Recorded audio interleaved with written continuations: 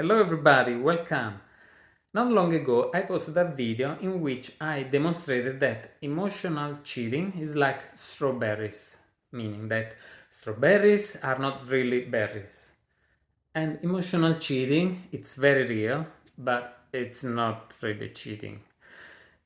And the point I wanted to make is that we can approach this issue, this topic, with compassion instead of resentment, anger, fear, insecurity, self-doubt. So let me quickly recap what I told in the other video. So I showed, I showed the opinion of many famous, brilliant experts on the topic, therapists, coaches, uh, who offered the definition of emotional cheating that were contradictory, and basically they offered oxymorons. So, and besides, I mean, they also presented kind of, I mean, the relationship that everybody, I mean, most of us have with their mothers, and they called it emotional cheating. So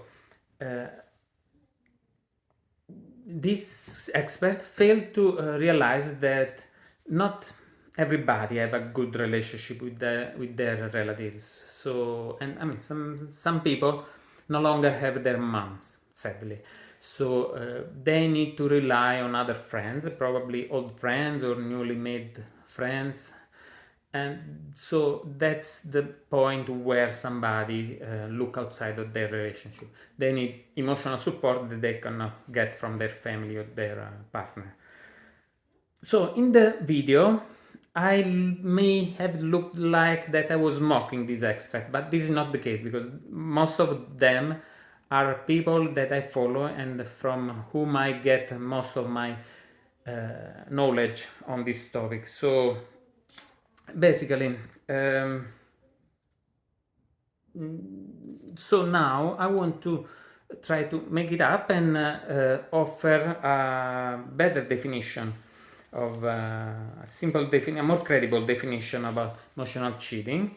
Simple, uh, because simple things usually stuck more. Not that we really didn't are in need of a definition, because what we need to look for are the sign of the emotional cheating. But anyway, I would say emotional cheating is when one partner suffers and look for more attention from, or offer more attention, gives more attention to somebody outside of their relationship, and the other partner suffers because they feel betrayed. So as you can see, this is just a difference of vision, so it's a communication issues. And who's to blame? Nobody is to blame. I mean, it's nobody's fault, because I mean, they don't teach this kind of stuff in school. They don't teach what to look for.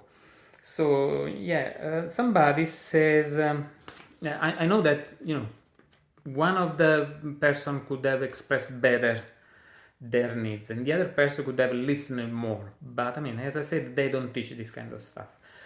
Somebody says that emotional cheating is worse than sexual affairs. Okay, come back and tell in my face when you get chlamydia, or when um, uh, you're raising somebody else's child, or you are your spouse is paying child support to somebody else's child. I mean, the child that they had from somebody else. Besides, this is like to say that, I mean, somebody says because emotional cheating can lead to physical affair. And yeah, it's like to say that laryngitis leads to pneumonia. Doesn't mean that it's worse. So laryngitis can be treated easier, can heal by itself. This doesn't mean that we don't have to pay attention to laryngitis and we don't need to treat it. But it doesn't mean that when it is just a laryngitis is worse than pneumonia. Pneumonia can be fatal. It's very hard. And also I understand the point when people say that mind is stronger than body, and this is true in many cases. For example, psychological abuse, it's worse for many reasons than physical abuse. But we have to understand that in physical abuse there is a component of psychological abuse, and also pure psychological abuse is difficult to recognize. While, as we'll see, emotional cheating, emotional affairs are easy to spot if you know what to look for. I mean, if you're interested to solve it. So, when to address it, how to address it? So, I would recommend that you seek support from a professional like a coach. I recommend a coach. I mean, you can check out my website blissadvocate.com. So I'm available if you need help, or just leave a comment, or check me out on the socials, and I'll be happy to follow up. But also, therapist could be a good point. But something that I don't recommend is couple counseling in these cases, because as this is a communication issue, so if you put two people that have trouble to talk to each other in the same room, they will be all over the place. So you waste, I mean, these people will waste a lot of therapist's time and, of course, money before they start a meaningful communication. So I recommend that those people, or at least one, start to get individual counseling, because they start to understand how to listen more, what to look for, how to express better before they start engage in a communication with their special one. Anyway, so the sign that we need to look for so we can address this. I would say that most of the sign that many people. I'll try to put myself in the shoes of the cheated on, quote unquote, whatever cheating means in this context. Let's call them Sam, the cheated on, and let's call Morgan the person that is talking with somebody else. So, Sam doesn't know if Morgan is actually seeing some other people.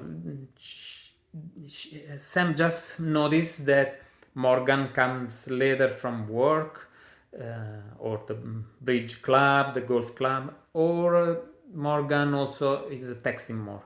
So the first sign is when Sam asks Morgan, "Who's this you're texting to?" They say nobody, and they can put the smartphone upside down, I mean, to hide it. Then the second sign is secrecy. So secrecy is also, I would like to reassure you. Secrecy in this case, I mean, it's a little bit because if you figure out that they're texting, so the secrecy, what's the secrecy? The secrecy is that they're denying that they're talking to somebody. Well, if you think that your special one is so stupid that cannot hide that they're talking with somebody else, I mean, this is, it's, I mean, I don't think that this is very genuine or very, honest to yourself. So, for example, if Sam actually, I mean, there are people that thinks that their spouse or their special one is stupid. But to these people, I would say that if they get cheated on, they deserve it, because if the other person is really stupid, it's them that chose poorly, and so they set themselves up for failure in the relationship. Or if the other person is not stupid, but so they will sooner or later decide to be with somebody that trusts them, so they deserve to be left.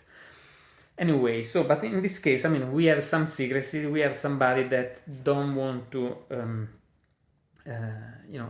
disclose who this other person is for some reason. And this leads us to the third sign, that is the attitude of confiding to somebody else outside the relationship instead to the partner. Like Morgan preferred to confide to somebody else other than Sam. So is this a boundary violation? I would say no, because everybody is entitled to talk of their stuff to whoever they want. They don't, somebody in our staff, in Morgan staff, there could be some relationship stuff, but still his business, so he can express to anybody. Then, the point is why Morgan trusts somebody else on particular topics. So the point is that trust is earned, is not automatic in a relationship, is earned.